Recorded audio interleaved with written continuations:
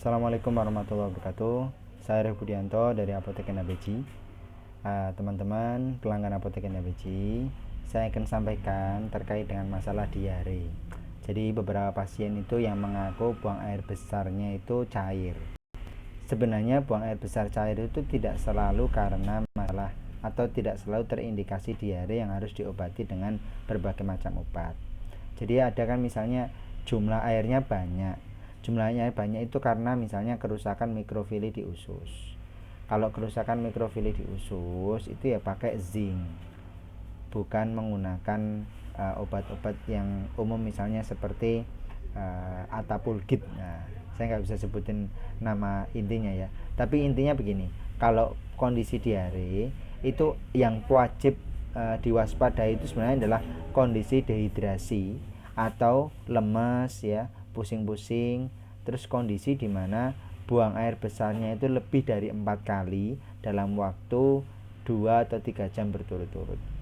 Jadi misalnya dalam waktu 2 jam itu setiap 30 menit itu buang air besar gitu, atau bahkan kurang dari itu buang air besar, badannya lemas, mulai pusing, ada gejala dehidrasi, itu wajib harus segera dibawa ke dokter kalau sampai ada pusing dehidrasi ya. Tapi kalau baru 4 kali kok masih bisa untuk aktivitas, belum pusing ya, tapi ini kalau dibiarkan nanti bisa lebih banyak, nah itu baru minum obat.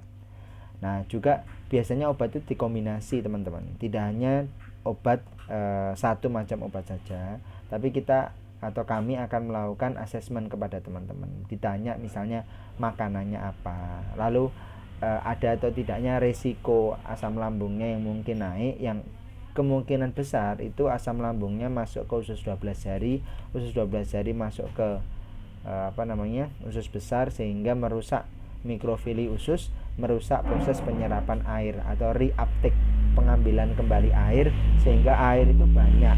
Kalau banyak kan akhirnya dikeluarkan cair toh. Yang kedua, kemudian Escherichia coli atau bakteri pembusuk itu jumlahnya sangat banyak. Mungkin pada kondisi daya tahan tubuh sedang turun atau makanan yang tidak dijaga. Nah, di kondisinya itu kan macam-macam. Tapi intinya baik untuk dewasa maupun anak-anak itu dijaga agar jangan sampai dehidrasi. Mau minum yang banyak, minum teh degan atau boleh, minum obat-obatan juga bisa membantu. Nah, nanti bisa konsultasi loh, ngobrol. Karena antara orang per orang, kasus satu dengan yang lain itu sangat kasuistis ya, tidak bisa disamakan. Intinya kita harus lebih peduli pada obat-obat yang kita konsumsi, karena kita tengah melakukan pengobatan mandiri.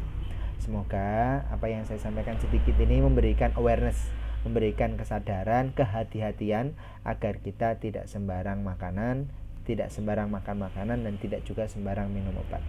Terima kasih. Assalamualaikum warahmatullahi wabarakatuh.